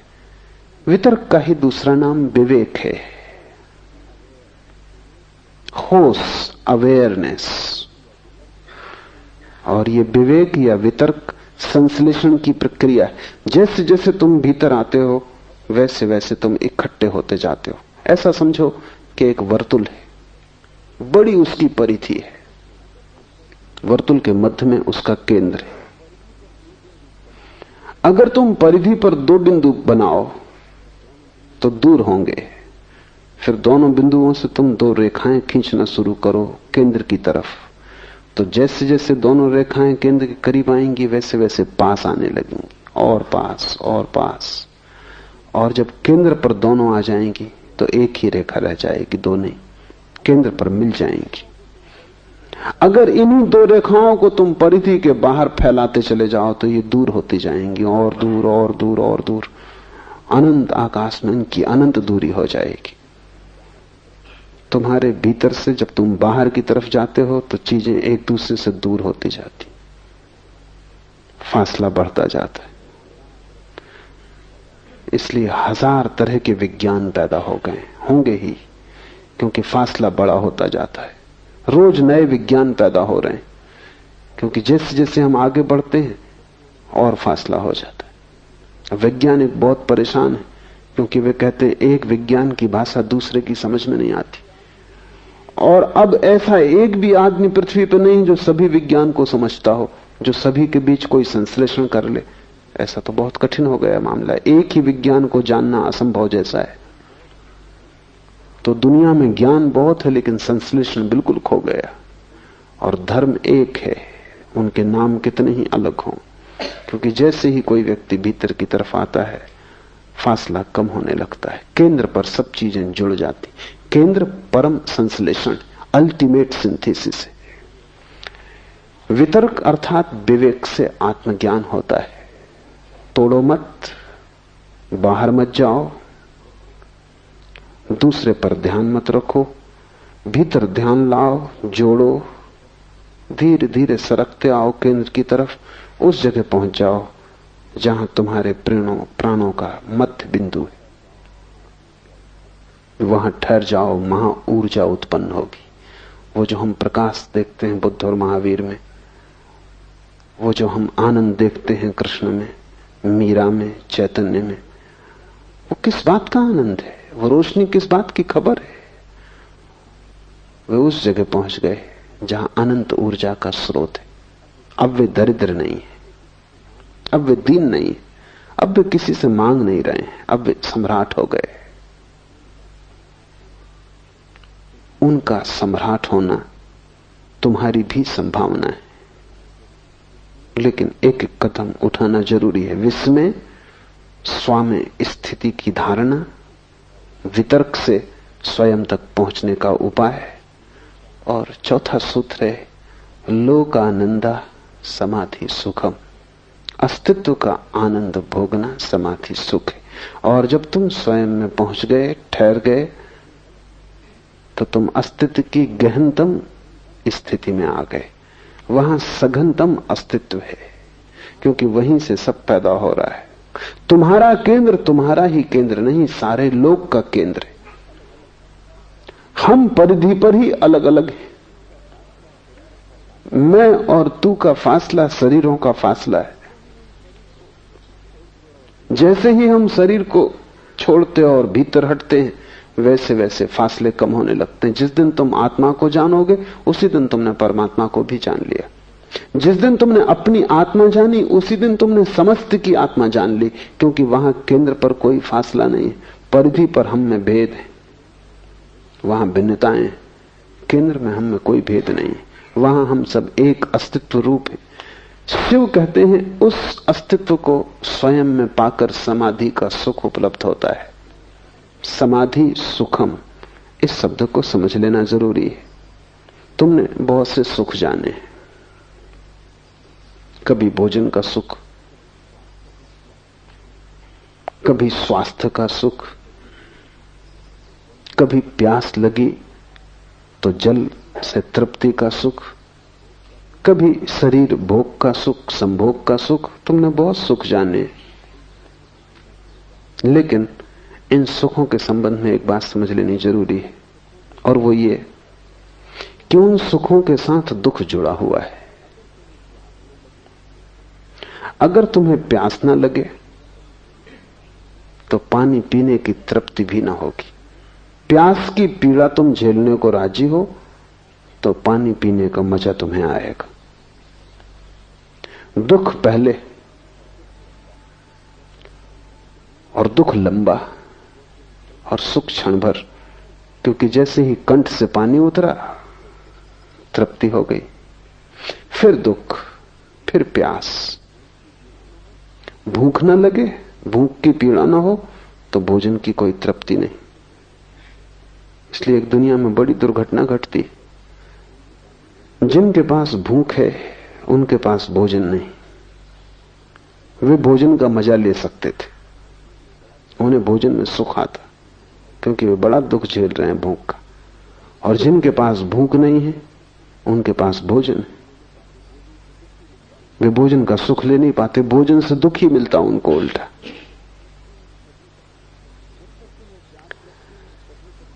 जब तक तुम्हें प्यास लगती है तभी तक तुम्हें पानी की तृप्ति है, लेकिन तुम ऐसा जीवन जी सकते हो जिसमें प्यास ना लगे। धूप में मत जाओ, श्रम मत करो, आराम से घर में रहो, प्यास ना लगेगी। तब तुम सोचते हो कि अब खूब मजे से पानी पियो और सुख भोगो, तो तुम पाओगे अब पानी पीने में कोई सुख नहीं। जिस आदमी ने दिन भर श्रम किया है उसे ही रात सोने का सुख मिलेगा।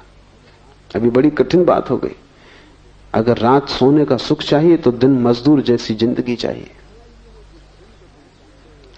कठिनाई यह है कि दिन तो तुम चाहते हो एक अमीर सम्राट जैसा, और रात की नींद भी मजदूर जैसी। ये नहीं हो सकता। बाहर के जगत में सुख और दुख जुड़े हैं, इसलिए जिस दिन तुम्हारे पास महल आ जाएगा उसी दिन नींद खो जाएगी। जिस दिन तुम सैया का इंतजाम कर लोगे सुखद, उसी दिन तुम पाओगे करबड़ बदलने के सिवा और कोई उपाय नहीं। और देखो मजदूर को, वो सो रहा है वृक्ष के नीचे, कंकड़ पत्थरों का भी उसे पता नहीं, मच्छर भी काट रहे हैं उसका भी उन्हें कुछ पता नहीं, गर्मी है पसीना बह रहा उसका भी उसे कुछ पता नहीं। ये सब गौण है। उसने दिन भर इतनी पीड़ा झेल ली है कि रात का सुख अर्जित कर लिया। दुख की कीमत चुकानी पड़ती है सुख पाने के लिए संसार में। यहां हर सुख के साथ दुख जुड़ा है, और आदमी यही एक मजबूरी में उलझा हुआ है। वो चाहता है सुख बचे और दुख कट जाए। ये नहीं हो सकता। यही हमने हजारों साल से कोशिश की कि दुख कट जाए और सुख बच जाए। हम जो कर रहे हैं कोशिश, वो संभव नहीं हो पाती। निश्चित दुख कट जाता है, लेकिन उतना ही सुख कट जाता है। दुख हम चाहते नहीं, सुख हम चाहते हैं, इसलिए बड़ी झंझट है। समाधि सुख का क्या अर्थ है जिसके साथ दुख बिल्कुल नहीं। समाधि सुख किसी प्यास की तृप्ति नहीं। समाधि सुख किसी भूख में लिया गया भोजन नहीं है। समाधि सुख श्रम करके रात में ली गई निद्रा का सुख नहीं है। समाधि सुख के साथ दुख का कोई भी संबंध नहीं है। वही अंतर है सांसारिक सुख और आध्यात्मिक सुख में। समाधि सुख सिर्फ होने का सुख है, उसके साथ कोई त्रसा, कोई तृष्णा, कोई दुख नहीं जुड़ा है।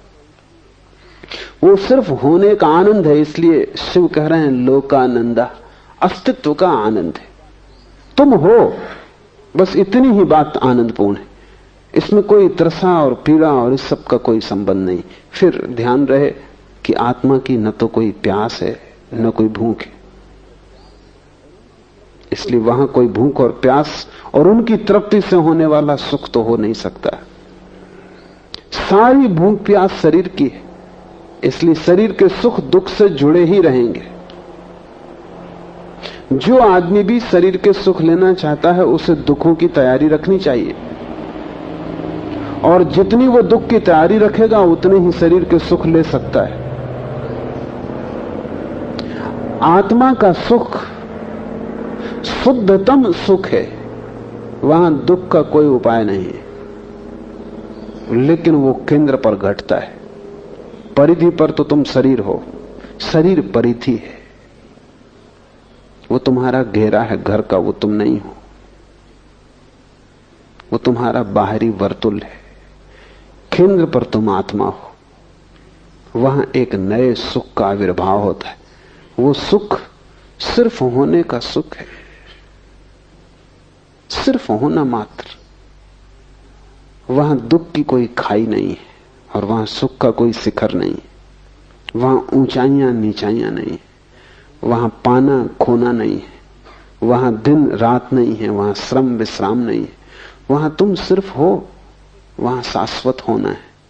उस शाश्वत होने की एक दशा है जो बड़ी रसपूर्ण है। उस रस में कभी विघ्न नहीं पड़ता, इसलिए उसे संत सनातन शाश्वत कहते हैं, नित्य कहते हैं। उस रस में कभी भी बाधा नहीं आती। कबीर ने कहा है वहां अमृत रस झरता ही रहता है, एक सा एक रस।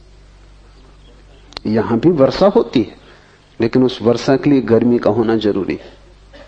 जब गर्मी से तुम उत्तप्त हो जाते हो, पृथ्वी दरार पड़ जाती है, सब तरफ वृक्ष चीख पुकार करने लगते हैं, सब तरफ त्राह त्राह मच जाती है गर्मी से, तब वर्षा होती। तुम कहोगे ऐसा बेहुदा नियम क्यों है? ऐसा क्यों नहीं है कि वर्षा हो और त्राही त्राही ना हो? लेकिन तब तुम्हें पूरी व्यवस्था समझनी पड़े, गणित समझना पड़े। ये त्राही त्राही मचे तो ही बादल निर्मित होते हैं। जब भयंकर धूप पड़ती है तो पानी भाप बनता है। जब पानी भाप न बने तो वर्षा नहीं हो सकती। तो जब पानी भाप बन जाएगा, आकाश में बादल सघन होंगे, और जब बादल इतने सघन हो जाएंगे कि उनको बरसना ही पड़ेगा, तभी वर्षा होगी। तो वर्षा के पहले भयंकर गर्मी जरूरी है। आत्मा के जगत में विपरीतता नहीं है, वहां द्वंद्व नहीं है। इसलिए हम उसे निर्द्वंद, अद्वैत इन शब्दों से पुकारते हैं। वहां एक है, वहां दो नहीं है। पर तब तुम्हें समझना बहुत कठिन हो जाएगा वहां किस तरह का सुख होगा, क्योंकि ऐसा तो तुम्हें कोई सुख पता नहीं है जिसके साथ दुख ना जुड़ा हो। कोई पूछ रहा था सिगमंड फ्रायड से कि विक्षिप्तता की क्या परिभाषा है और विक्षिप्तता तक लोग कैसे पहुंच जाते हैं। सिगमंड फ्रायड ने बड़ा अद्भुत उत्तर दिया। उसने कहा विक्षिप्तता और सफलता इनकी एक ही परिभाषा है, और जो ढंग सफलता तक पहुंचने का है वही ढंग विक्षिप्तता तक पहुंचने का है। क्योंकि जब तुम सफल होना चाहते हो तो तुम तन जाते हो, जब तुम सफल होना चाहते हो तो तुम लड़ते हो, जब तुम सफल होना चाहते हो तो तुम्हारे रात दिन चिंता से भर जाते, जब तुम सफल होना चाहते हो तो प्रतिपल तुम भयभीत होते हो कि पता नहीं जीत पाओ न जीत पाओ। तुम अकेले ही नहीं हो सब सफलता के लिए, करोड़ों प्रतिद्वंदी। तब तुम्हारी रात दिन चिंता, पीड़ा, तनाव, तुम कपते ही रहते हो, पता नहीं क्या होगा क्या नहीं होगा। और यही तो पागल होने का भी रास्ता है। तो जिनको तुम सफल कहते हो, अगर तुम उन्हें बहुत गौर से देखो, तुम उन्हीं तनाव की और बेचैनी की अवस्थाओं में पाओगे जिनमें तुम पागलों को पाते हो। ऐसा हुआ कि जब रूस में खुर्शीव प्रधानमंत्री था तो एक पागलखाना देखने गया।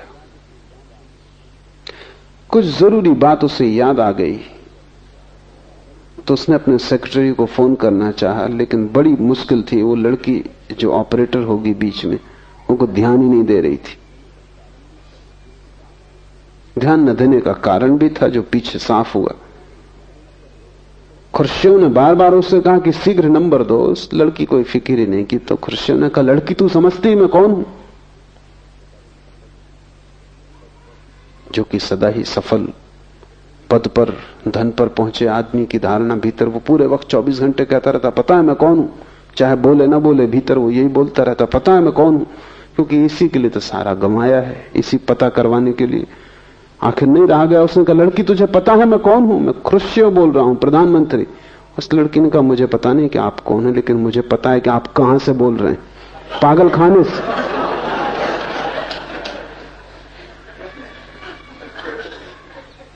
लेकिन सभी प्रधानमंत्री वहीं से बोल रहे हैं, और कोई जगह है भी नहीं जहां से वो बोले। खुर्शीव एक बार लंदन आया। किसी ने उसे बहुमूल्य कपड़ा भेंट किया था। कपड़ा इतना कीमती था कि वो चाहता था दुनिया का श्रेष्ठ से श्रेष्ठ दर्जी उसे बनाए। मास्को में भी उसने पूछवाया, जो अच्छे से अच्छा दर्जी था। वो चाहता था एक कोट भी बन जाए, एक बंडी भी बन जाए, एक पैंट भी बन जाए। पर उस दर्जी ने कहा कि मुश्किल, 3 चीजें मुश्किल, 2 कोई भी बन सकती हैं। कपड़ा इतना कीमती था कि वो चाहता था पूरा सूट ही बने। तो वो लंदन ले आया। लंदन के दर्जी ने उसको देखा तो उसने कहा कि ठीक है, एक पैंट, एक कोट, एक बंडी तो बन ही सकती, कुछ कपड़ा भी बचेगा, आपके बच्चे के लिए भी बन सकता। तो खुर्शीव बहुत हैरान हुआ। उसने कहा, क्या? और मैंने अपने दर्जी को पूछा मास्को में। हद कर दी उस बेईमान ने। वो कह रहा था कि इसमें बस 2 ही चीजें बन सकती। तो लंदन के दर्जी ने कहा, आप उस पर नाराज ना हो, मास्को में आप बहुत बड़े आदमी, ज्यादा कपड़ा लगेगा, लंदन में आप ना कुछ।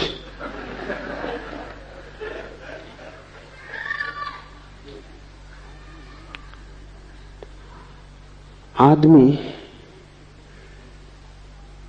पूरे जीवन जिन जिन सुखों की खोज में, सफलताओं की, महत्वाकांक्षाओं की खोज में होता है, उनके साथ साथ उतने दुख झेलने की तैयारी में से गुजरना पड़ता है। और वो दुख तोड़ जाते हैं। इसके पहले कि तुम सफल हो, तुम करीब करीब असफल हो जाते हो। संसार में सफल कोई होता ही नहीं, क्योंकि यहां सफलता की कीमत में इतनी गहरी विक्षिप्तता झेलनी पड़ती है, इतना पागलपन झेलना पड़ता है। जब तक सफलता हाथ में आती है, हाथ में आने योग्य नहीं रह जाती।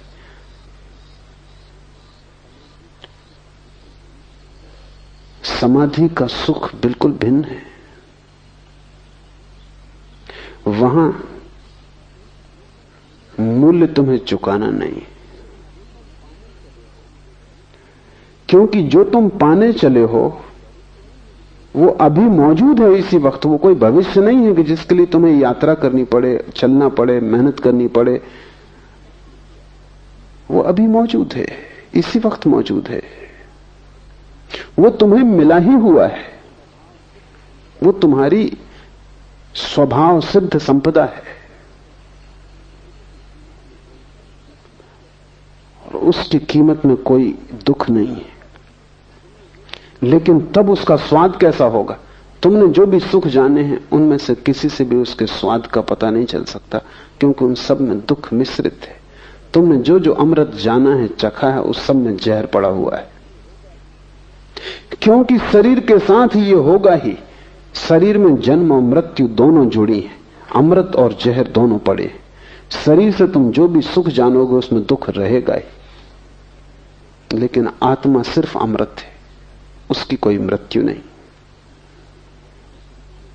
वो शाश्वत है, वहां विपरीत नहीं है, वो सिर्फ जीवन है, शुद्ध जीवन है। इसलिए तुमने जो भी सुख चखे हैं उनकी तिक्तता, उनका कड़वाहट छोड़ दो, उनकी तिक्तता को बिल्कुल हटा दो, तो तुम कल्पना शायद थोड़ी सी कर पाओ।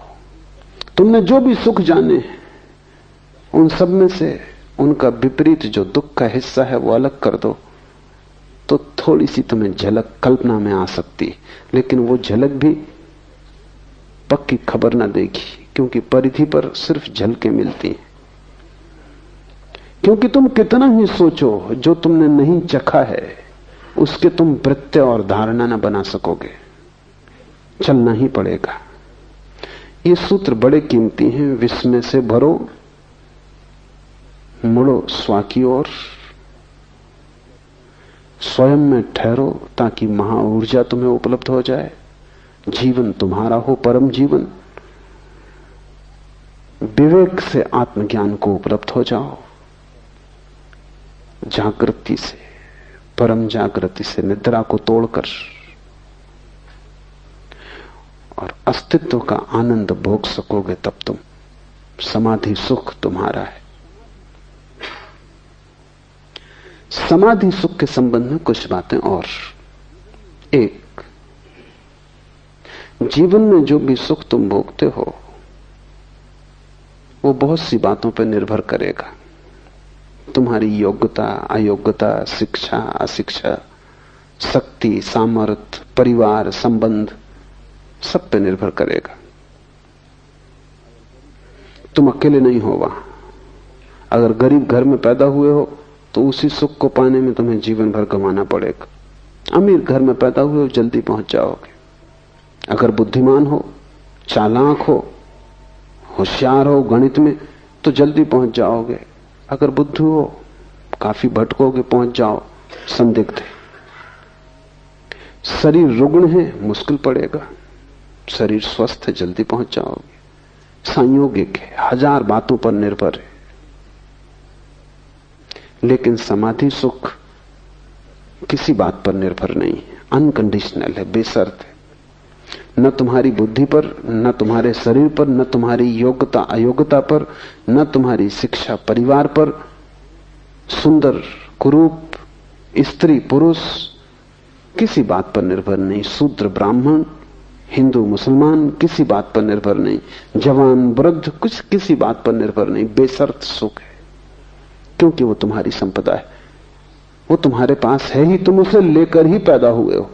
तुमने उस तरफ ध्यान नहीं दिया, बस इतनी ही बात है। तुमने विस्मरण किया है, तुमने खोया नहीं है। सिर्फ आंख लौटाओ, मुड़ो पीछे की तरफ और अपने को देख लो।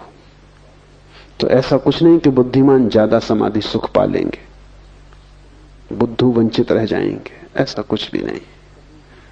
वे पढ़े लिखे भी वहां पहुंच जाते हैं, कबीर भी वहां पहुंच जाता है, निपट गंवार बुद्ध भी वहां पहुंचते हैं।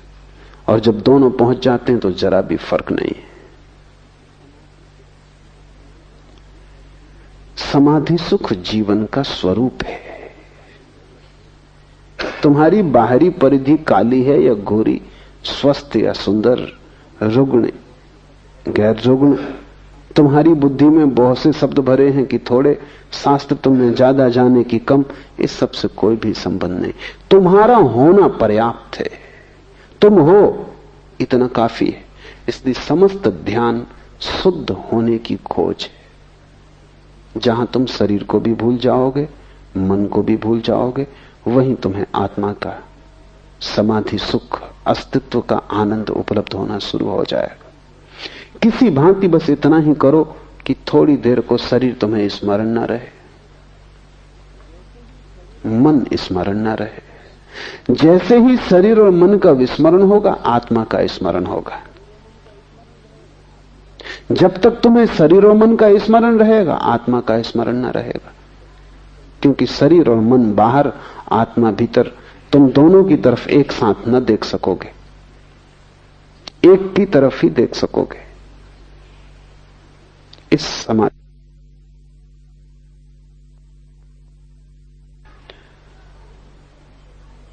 पहली गर्दन का मोड़ना ही सारा श्रम लेता है। एक बार कुंजी हाथ में आ गई, फिर तुम मालिक हो। फिर जब चाहा तब तुम मजे से संसार में घूमो। तुम्हारे समाधि सुख को कोई छीन ना सकेगा। तुम दुकान पर बैठो, तुम समाधि सुख में रहोगे। तुम बाजार में रहो, तुम समाधि सुख में रहोगे।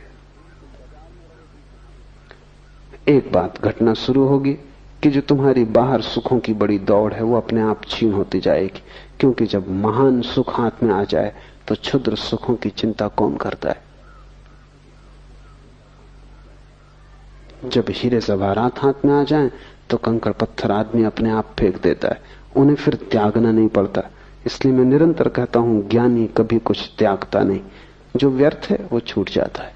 अज्ञानी त्यागते, क्योंकि त्याग उन्हें कष्टपूर्ण है, उन्हें सार्थक का तो कोई पता नहीं, और व्यर्थ को छोड़ने की कोशिश करते हैं। मन पकड़ता है, क्योंकि मन कहता है अभी इसको छोड़ दे रहे हो जो हाथ में, और जो हाथ में नहीं है उसका क्या भरोसा है, वो है भी या नहीं ये भी संदिग्ध है। तो मैं तुमसे कुछ भी त्यागने को नहीं कहता, मैं तुमसे सिर्फ उसका स्वाद लेने को कहता हूं। वो स्वाद तुम्हारे जीवन में महात्याग हो जाएगा। उस स्वाद के बाद तुम्हें दिखाई खुद ही पड़ जाएगा क्या व्यर्थ है, और जो व्यर्थ है उसे कोई भी नहीं पकड़ता, उसे तो लोग अपने आप ही छोड़ने लगते हैं। सुना है मैंने, बंगाल में एक संत हुए युक्तेश्वर गिरी, एक धनी समृद्ध व्यक्ति उनके पास आया और कहने लगा आप महात्यागी हैं। गिरी खिलखिला के हंसने लगे और उन्होंने अपने शिष्यों से कहा कि देखो ये खुद आदमी महात्यागी है और मुझको महात्यागी कहता, तू मुझको मत फंसा। वो आदमी चौंका, उसने तो प्रशंसा में कहा था। शिष्य भी चौंके, क्योंकि गिरी त्यागी थे, इसमें कोई संदेह ही ना था। शिष्यों ने कहा हम समझे नहीं, वो आदमी ठीक ही कहता है। गिरी ने कहा ऐसे समझो कि हीरा पड़ा है और पत्थर पड़ा है, ये आदमी पत्थर पकड़े, मैं हीरा पकड़े हूं, और ये मुझको त्यागी कहता। कौन त्यागी है? महावीर त्यागी है कि तुम? बुद्ध त्यागी है कि तुम? तुम ही त्यागी हो, क्योंकि कचरे को पकड़े हो, समाधि सुख को छोड़ रहे हो, और व्यर्थ क्षुद्र परिधि पर घटने वाली दुख मिश्रित घटनाएं, जहां कुछ भी शुद्ध नहीं है, जहां सभी अशुद्ध है, जहां सभी बासा है, उच्छिष्ट है, उसे तुम पकड़े बैठे हो। संसारी महात्यागी है, लेकिन संसारी सन्यासियों को त्यागी समझते।